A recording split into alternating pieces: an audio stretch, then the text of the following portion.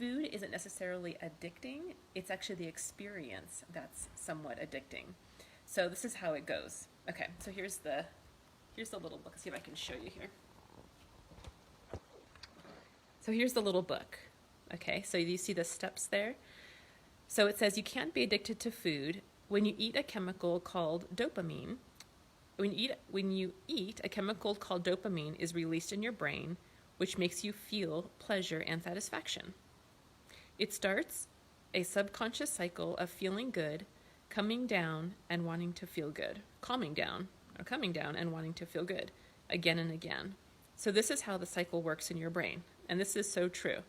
And you may even relate to this. So the first part is step one, you eat a cookie or something sweet. It can even be something like salty or fatty.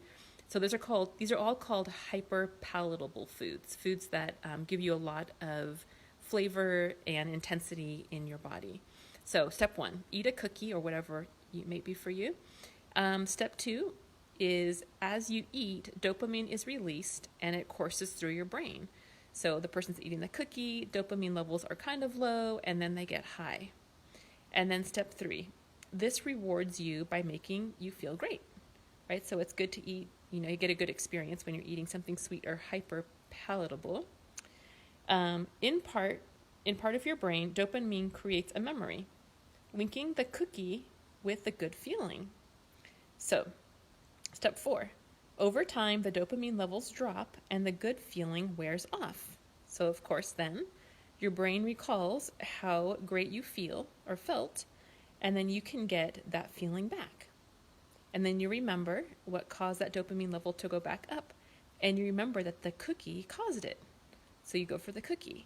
So you may even think about this. I've been thinking about this lately too, is when we crave something sweet or kind of a treat food, whatever it may be for you, maybe it's something that's salty and fatty, like chips or things like that.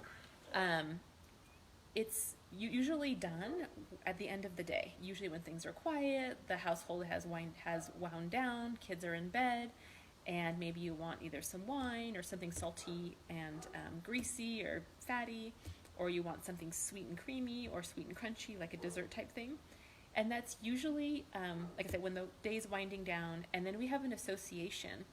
All the feelings that we had during the day were like, I'm tired, but having this sweet or whatever treat it may be that you're having will actually give you that same feeling of relaxation and just kind of adding to that good feeling, or even like a memory. If you had like something sweet growing up, maybe your mom or grandma or somebody in your life made you a special treat when you came home from school, or maybe you had something special when you came home from work. Like maybe you came home from work and you walk in the door and you just go straight for the fridge or freezer where the ice cream is, and you go to it because you remember that last time you did this, or whenever you do this, it gives you that good feeling and gives you a reminder of having that good feeling, especially if you're stressed and tired or overwhelmed or frustrated.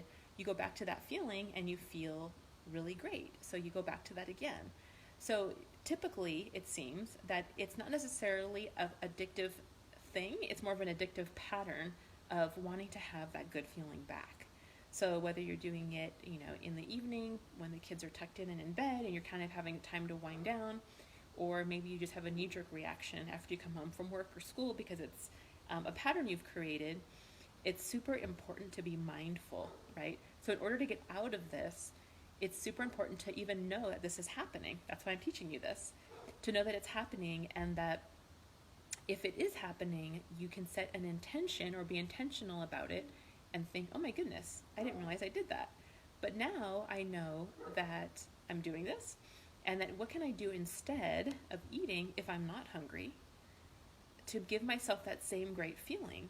And sometimes just may take just being bored or calling a friend or journaling or watching a funny movie or TV show that'll give you that same feeling. So knowing that you can wind down without food, that you actually don't need the food, you just need a good feeling to make you feel better and more relaxed. So anyway, hope that helps. And again, set an intention of what you're going to do instead when you come home from work or the kids get tucked into bed and the house is quiet, and have a second plan. All right, I hope that helps, and I will talk to you soon. Bye.